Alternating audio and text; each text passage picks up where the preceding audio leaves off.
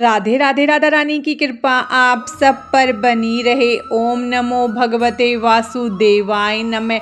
आज हम माघ मास का 18वां अध्याय सुनेंगे। तो चलिए हम अध्याय शुरू करते हैं। लोमेश जी कहने लगे कि पूर्व काल में अवंती देश में वीरसेन नाम का राजा था। उसने नर्मदा के किनारे राजस्व यज्ञ किया और अश्वमेध यज्ञ भी किए, जिनके खंभे सोने के बनाए गए। ब्राह्मणों को अन्न का बहुत सा दान किया और बहुत सी गाय, सुंदर वस्त्र और सोने के आभूषण दान में दिए। वह देवताओं का भक्त और दान करने वाला था।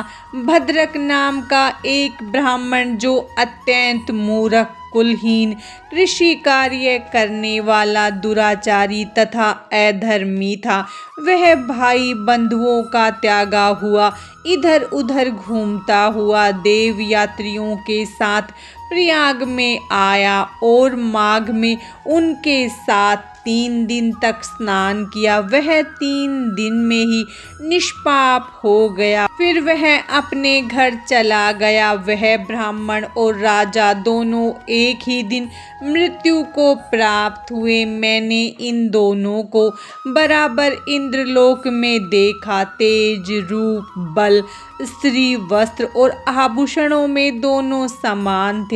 ऐसा देखकर उसके महत्म को क्या कहा जाए। राजस्व यज्ञ करने वाला स्वर्ग का सुख भोग कर फिर भी जन्म लेता है, परंतु माघ स्नान करने वाला जन्म मरण से रहित हो जाता है।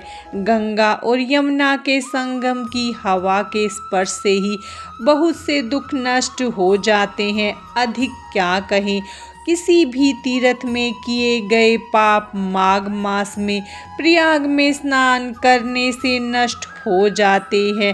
मैं पिशाच मोचन नामक एक पुराना इतिहास सुनाता हूँ। इस इतिहास को यह कन्याएं और तुम्हारा पुत्र भी सुने, उससे उनको स्मृति प्राप्त होगी। पुराने समय में देवदूति नाम का एक बड़ा गंभीर और वेदों का प्रांगत एक वैष्णव ब्राह्मण रहता था।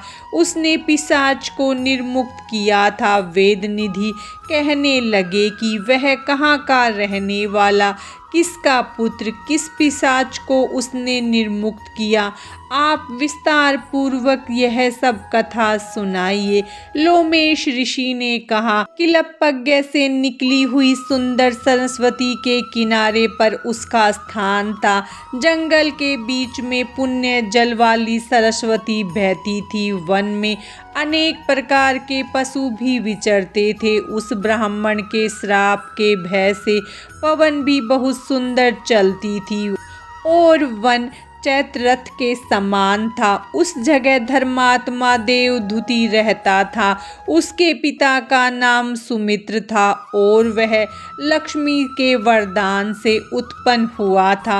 वह सदैव आत्मा को स्थिर रखता, गर्मी में अपने नेत्र सूर्य की तरफ रखता, वर्षा में खुली जगह पर तपस्या करता, हेमंत ऋतु में सारस्वत सरोवर में बैठता और त्रिकाल संध्या करता। जितेंद्रिय और सत्यवादी भी था।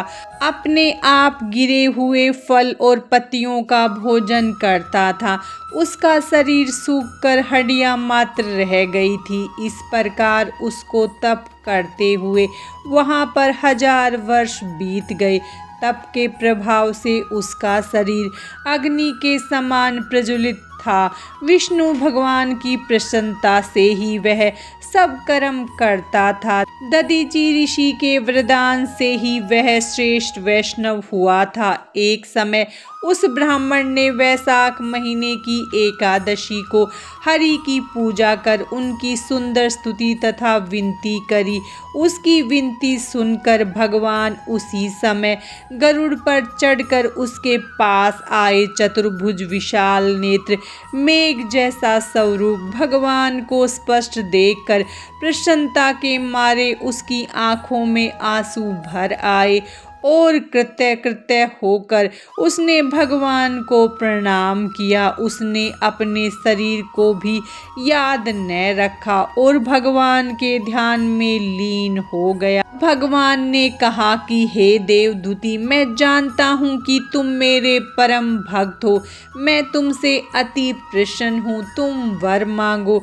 इस प्रकार भगवान के वचन सुनकर प्रेम के मारे लड़खड़ाती वाणी में वह कहने लगा कि हे देवादिदेव, अपनी माया से शरीर धारण करने वाले, आपका दर्शन देवताओं को भी दुर्लभ है। अब आपका दर्शन भी हो गया, मुझको और क्या चाहिए। मैं सदैव आपकी भक्ति में लगा रहूं। भगवान उसके वचन सुनकर कहने लगे कि ऐसा ही होगा, तुम्हारे तप में कोई बाधा नहीं पड़ेगी। जो मनुष्य तुम्हारे कहे गए स्तोत्र को पढ़ेगा, उसकी मुझ में अचल भक्ति होगी, उसके धर्म कार्य संगोपांग होंगे, उसकी ज्ञान में परम निष्ठा होगी। माघ मास का 18वां अध्याय समाप्तम। भगवान श्री हरि विष्णु और माता लक्ष्मी की कृपा आप सब पर सदा बनी रहे। राधे राधे।